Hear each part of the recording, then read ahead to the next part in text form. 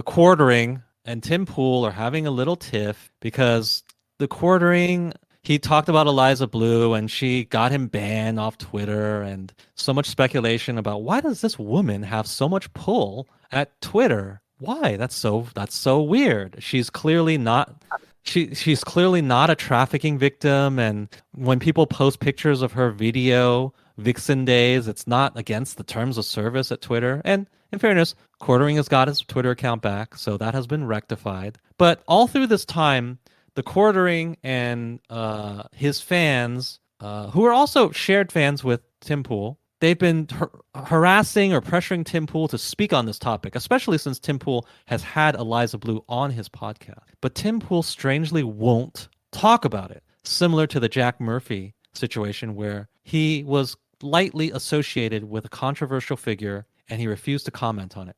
Did he ever say anything about Jack? No. He never said anything. I don't believe he ever did. Okay. Now, in fairness to Tim Pool, he has said before that he doesn't do drama topics like creator on creator violence. He doesn't engage in that. And there's a case to be made that that's the right policy. But I mean, if your audience wants to hear it, and this woman was on your podcast, and they have an investigative reporter embedded with her, and I think that report has just come out. I don't know. I guess I understand a policy like that, but it feels like this is related to integrity. Right. So yeah, it's a gray issue. There's no right or wrong answer. I think if you don't want to talk about it, you don't have to. It's certainly your right not to talk about it. But it seems like maybe you should be talking. But he tried to sell the story that he was planning on talking about it. Right, but the only reason why is that Quartering canceled his appearance. Right. Right. So I mean, I gave him, I took that at face value, but then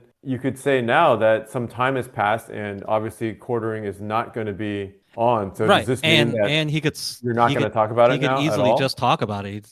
He doesn't have to have a person on. People have speculated, like, what is your relationship with her? Does she have photos of you or blackmail on you? What's going on, Tim? Or it might just be that Tim Pool is irritated by the people harassing him. And yeah, they have been, I would call it harassment. Like, hey, why aren't you talking about it? You're a fence sitter. You're this. You're a fraud or whatever. People have been saying bad things. It's not just that. I feel like Tim is the kind of guy who really, really, really does not like being told what to do. Yeah. So the more you tell him, right. The more you tell him you need to talk about it, he won't talk about it. And he won't talk about it. And I can understand that stance as well because I feel the same way. If people keep harassing me to do something, I'm less inclined to do it. So I can see that point of view as well. And Quartering he's kind of two-faced. Quartering is two-faced about it. On the one hand, he says Tim has a right to talk about or not talk about whatever he wants to talk about, and I'm done with the topic. But at the same time, Quartering tweets about the topic every day. Right? He tweets about Tim not talking about it every day. So you say that you totally respect his right not to talk about it, but your actions kind of indicate that you think that he really has an obligation to talk about it, right? I'm not 100% pro or against either Quartering or Tim Pool. I consume both of their material. I think they have value, both of them. They're both politically pretty much on the spectrum close to where I'm at. So I'm not against either of these guys, but they both have their own idiosyncrasies and flaws. Let's just put it that way.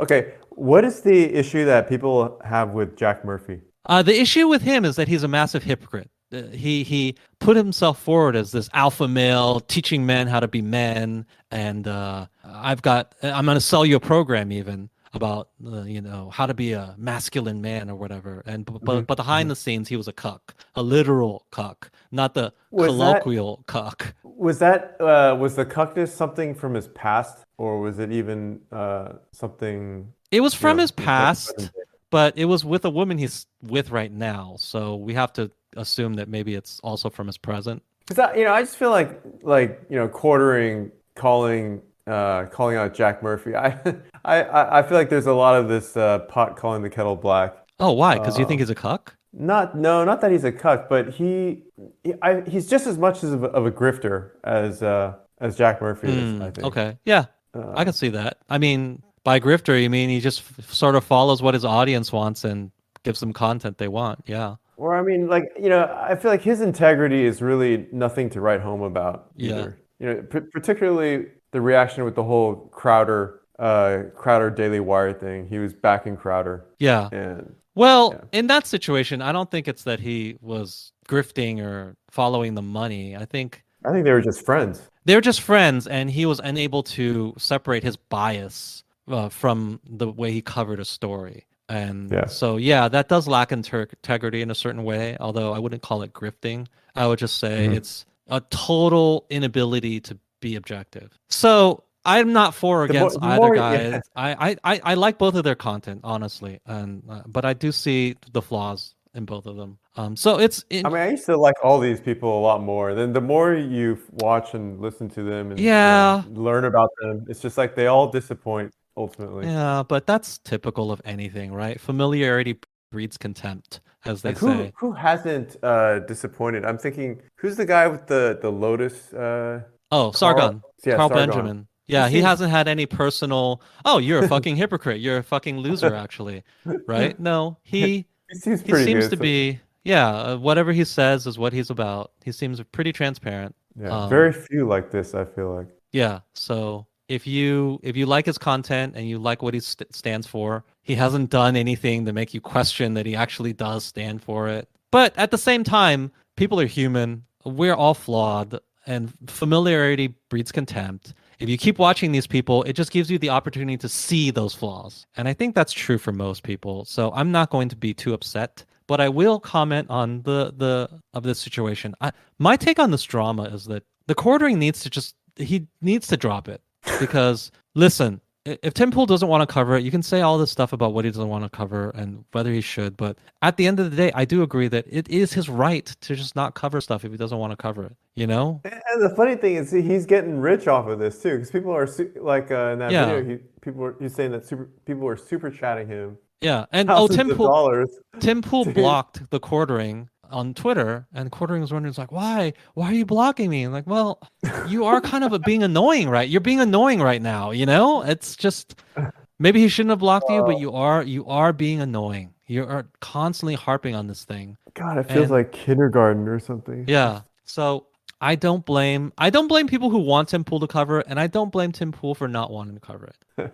Do you think he ever will cover it? No, not at well, yes, because there's that whole article because he had an embedded reporter, right? Oh, With oh, her. right.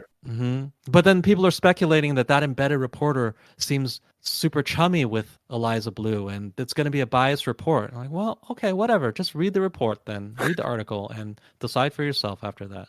I think more important is, He feels like he can make more money by not covering it. yeah, People are I just think gonna more constantly important is super just chatting him. let's actually investigate what kind of pull she might have at Twitter itself for her to get people banned so easily. That's the more important issue. Whether Tim Pool covers it or not is Do you think? is it a Yeah. thing Do you you can think? criticize him for? Yes, Yeah. you can. But it feels to me, if okay, listen, You don't it's a think they had legitimate sex or anything? criticism.